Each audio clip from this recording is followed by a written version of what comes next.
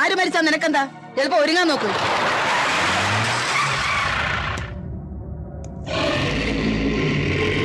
ഒരു secret call ഉണ്ടായിരുന്നു. മുരളിയുടെ മരണം ആത്മഹത്യയല്ല, കൊലപാതകമാണെന്ന്. പ്രൊട്ടക്ഷൻ കൊടുത്താൽ വിറ്റ്നസ് വന്ന് കൊലയാളിയെ കാട്ടിത്തരാമെന്ന്. മിസ്റ്റർ ഗൗതം, ഇന്നലെ സ്പോട്ടിൽ തീർക്കേണ്ടതായിരുന്നു. എന്ത് വന്നാലും ഒരു കാരണവശാലും അവൻ സ്റ്റേഷനിൽ എത്തരുത്.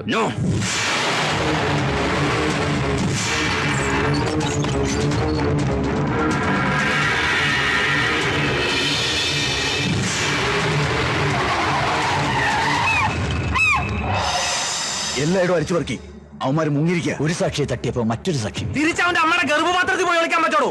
എങ്കിലും അവൻ രക്ഷപ്പെടൂ. എന്തായാലും ഇന്നത്തെ മോതിരമാറ്റം ഒന്ന് കഴിഞ്ഞോട്ടെ.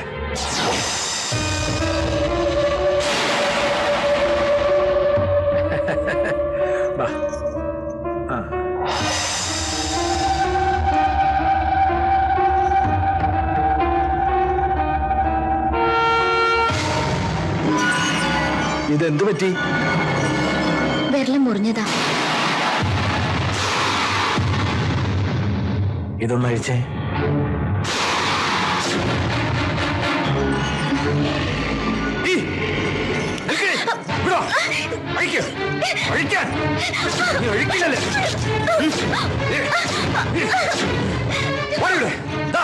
നോക്ക്, എന്തിനാ ഈ മോതിരം മറിച്ചേ? ഊരത് പറഞ്ഞു കേട്ടില്ലേ? ഊരേ. അഹങ്കാരി, ഊരില്ലേ? ഊരടി മോതിരം, ഈ മോതിരം, ഊരടി മോതിരം. Sir, phone. ഹലോ,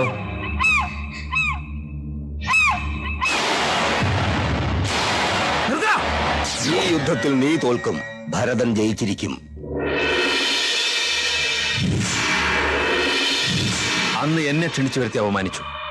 ഇന്ന് ക്ഷണിക്കപ്പെട്ടവരുടെ മുന്നിൽ വെച്ച് താൻ അപമാനിതനാവും. ഇപ്പോ ഈ നാട് മുഴുവൻ ഒരു മംഗളകർമ്മത്തിന് സാക്ഷ്യം വഹിച്ചുകൊണ്ട് നിൽക്കുക. ഇനി അഹങ്കാരം കളഞ്ഞ് ആ TV ഒന്ന് ഓൺ ചെയ്തേ.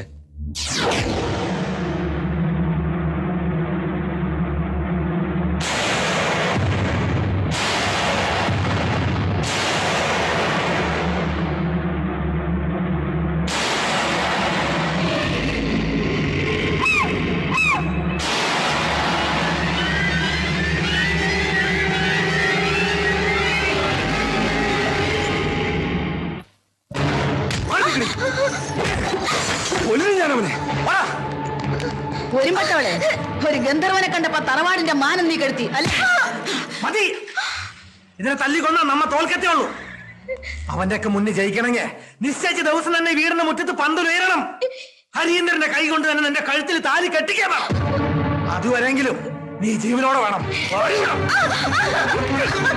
ഈ വാതിൽപ്പടി നീ താണ്ടിയാണ്ടല്ല. രക്തബന്ധത്ത് ഞാൻ നോക്കില്ല, ഒന്ന് കുഴിച്ചു മുടിയാൻ.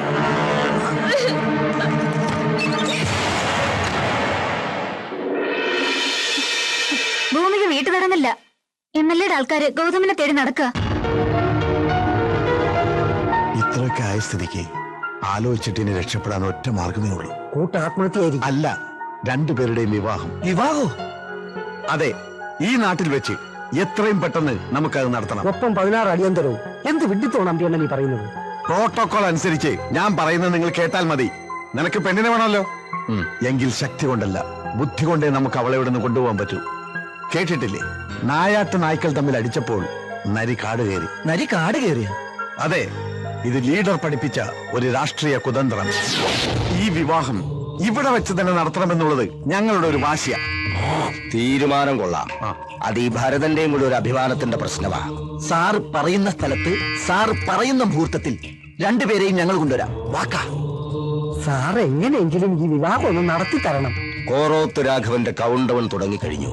ഇന്ന് കൃത്യം 11 മണിക്ക് ദേവീക്ഷേത്രത്തിൽ വെച്ച് നടന്നിരിക്കും.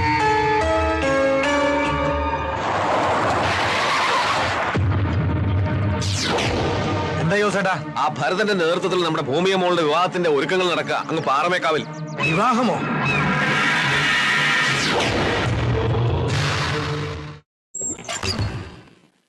ഭൂമിക അവളെ ചതിച്ചു. കൊള്ളാം, ഞങ്ങളൊക്കെ മണ്ടന്മാരാക്കി ഓരോത്ത തറവാട്ടിലെ സീമന്തപുത്രി ഇത്ര വിദഗ്ധമായി രക്ഷപ്പെടണമെങ്കിൽ എവിടെയാണ് അവള് പോയി. ഞാൻ അവള് പറഞ്ഞു വെച്ചു. ജീവിക്കാനായിട്ട് അവൾക്ക് ഇഷ്ടം ഗൗതമിനെയാ.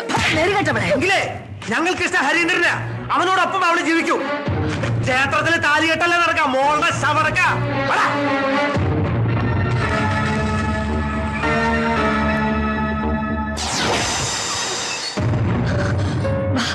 ഗൗതമൻ പുറത്ത് നിൽപ്പുണ്ട്. വേഗം രക്ഷപ്പെട്ടു. നിൽക്കവിടെ. മുടിപ്പിക്കാൻ പറഞ്ഞവളെ, എന്റെ ശവത്തിൽ ചവിട്ടിയാലും നീ പടിയിറങ്ങില്ല. എന്താ ഇത്? അമ്മയുടെ നേരെയാണോ കയ്യൂക്ക്? മിണ്ടരുത്. അമ്മ പോരും പകയും കൂട്ടി മക്കളെ വളർത്തിയെന്നല്ലാതെ മനുഷ്യബന്ധത്തിന് വിലയേറിയ നിങ്ങൾക്ക്. നഷ്ടപ്പെട്ടവളാ ഞാൻ. എന്റെ മോൾക്ക് വേണ്ടി കൊല്ലാനും ഞാൻ മടിക്കില്ല. എന്റെ മോള് പോയി സന്തോഷമായിട്ട് ജീവിക്കേ. ഓ മോളെ.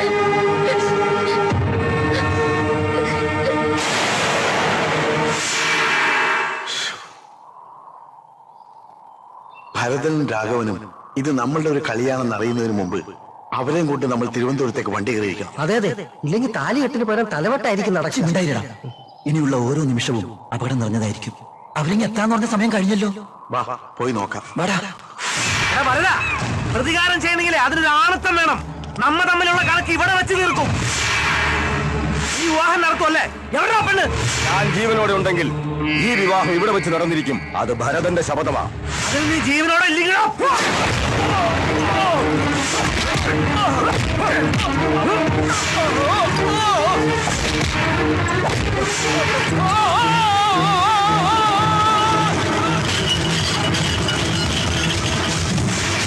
അവള് ചതിച്ചു. എല്ലാവരെയും കബളിപ്പിച്ചവള് പോയി.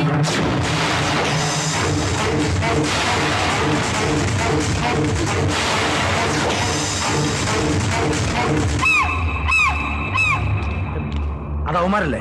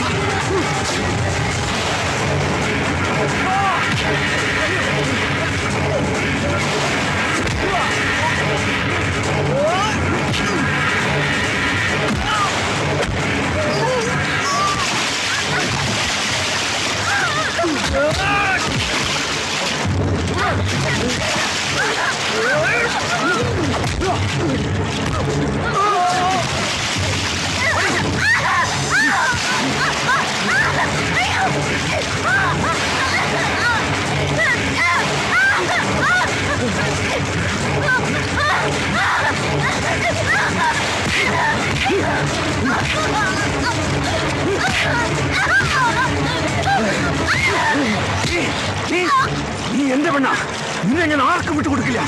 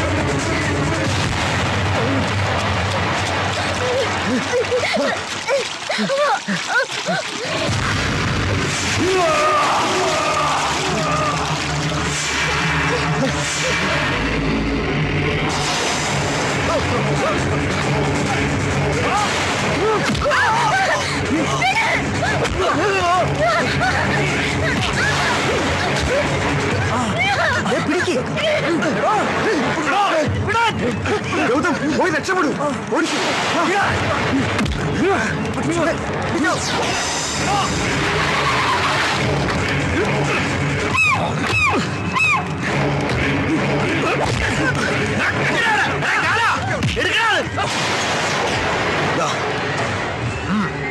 തീർത്തോടാ.